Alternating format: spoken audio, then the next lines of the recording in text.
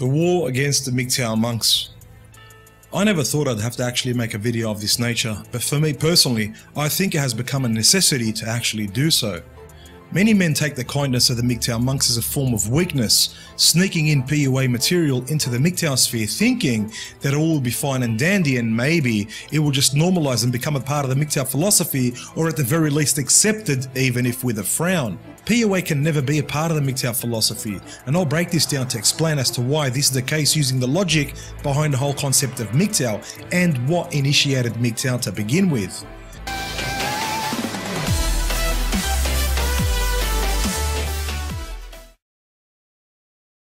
In this video, I'll use extracts of real-life recordings of in-the-act evidence where an ex of mine was trying to frame me and weave that into my argument of why P.U.A is extremely detrimental to men. Jail. I'm just asking if you ran a red light in putting him in jail.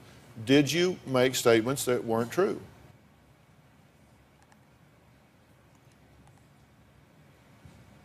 And how this can land men in prison. I will also use some video extracts from certain videos that emphasize the dangers of even interacting with women to begin with. Every day, another sexual harassment scandal flies out of Hollywood, and the environment that we're told is so progressive and so forward-thinking and so accepting and so modern. Are there rules for a man to be a Mgtow? Of course there are. A married man cannot be a Mgtow, for example. But exactly what is Mgtow? A Mgtow is a man that is a part of the collective of men that have chosen to walk away from the plantation, chosen not to marry nor cohabitate.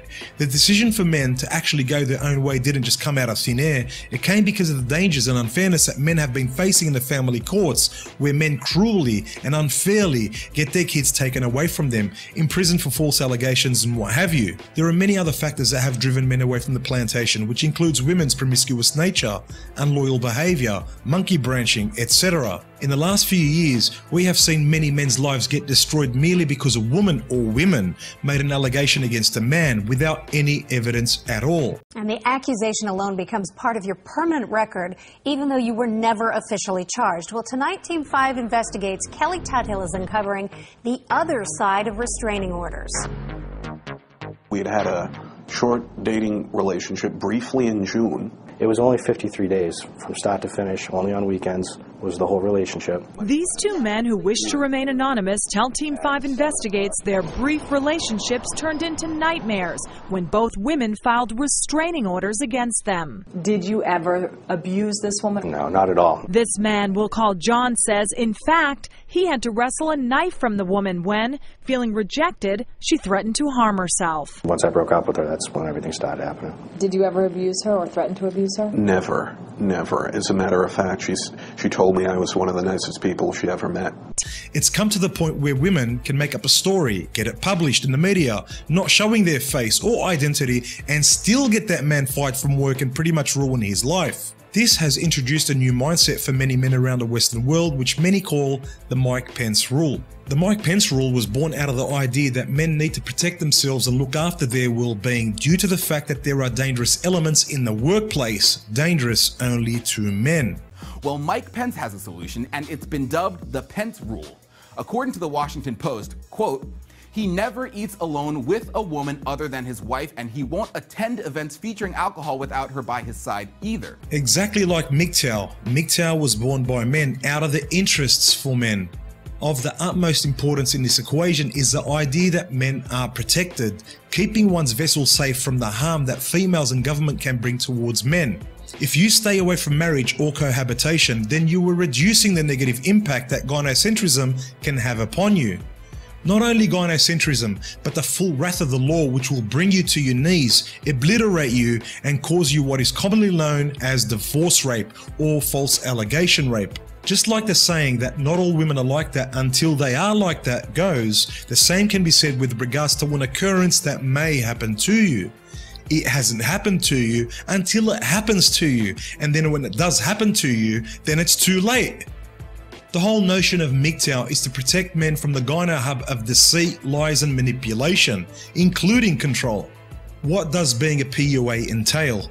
Being a pickup artist involves interacting with women, trying to use some learned behaviors to connect with these women in order to have sex with them. This involves money, time, and effort. There's one thing being a P.U.A with a blue-pilled mindset and being a P.U.A with a red-pilled mindset. Imagine hooking up with a female with the sole intention of having sex with her only to dump her. Where did this act take place? In a car, in your property, her property, in a hotel? Do you know how easy it is for these females to make up a story against you? We already know that females can't handle rejection very well at all. The P.U.A with a blue-pilled mindset will eventually get crushed. Maybe after having a few kids down the track, but the P.U.A with a red-pilled mindset will also get crushed because females can't face rejection and would want immediate revenge. Females expect huge compensation from any man that has had sex with them. Can a man face jail for a false allegation of rape? Should this question even be asked? The police won't even question it. It will simply be, bye-bye Charlie. If you think that it's only about having false sexual allegations made against you, then you are wrong. Women are much more craftier than that. Here is a recording of my ex choking herself after I told her that I wanted to leave her house because I couldn't take her abuse anymore. She started to choke herself, tried to put bruise marks on her neck and get me framed for attempted murder. What's that, mate? What the fuck happened to you?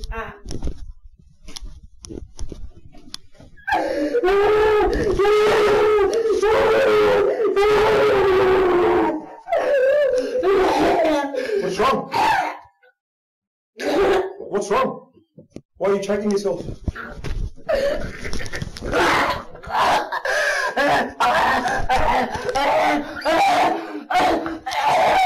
Why are you choking yourself?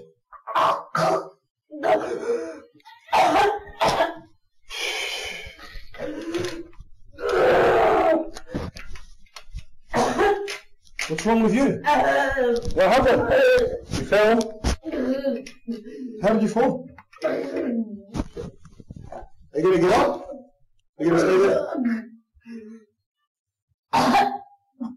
Are you going to stay there? You feel comfortable like that? Then get up. Now, come on. What do you mean, please help me? Get up, I tried to help you. You made yourself heavy. So why is there a war against the Mgtow monks? The monks pretty much cut through all the bullshit and take you to the core message of Mgtow. Pickup artists do not like this because it takes away from their business. How can one claim to be a P.U.A and Mgtow at the same time when P.U.A puts men at risk and Mgtow keeps harm away from men? This doesn't make sense. So Frank sells a P.U.A book that teaches game. Michael buys this book and 3 months later ends up meeting Wendy at a club. They have sex later that night. Now, Michael has become a subservient slave to Wendy because at any given time, Wendy can report him to the police for a sexual allegation. Michael needs to be a good, loyal, subservient dog to Wendy and make sure that he provides whatever it is that she pleases. If you don't worship her and do all that she asks, she may go to the police and falsely report that you assaulted her, raped her, or even choked her. It's time to get our heads out of the sand. Are men that are still on the plantation who have declared that they won't interact with women at work smarter than men going their own way when it comes to sexual dynamics in the outside world? Who the hell are we kidding?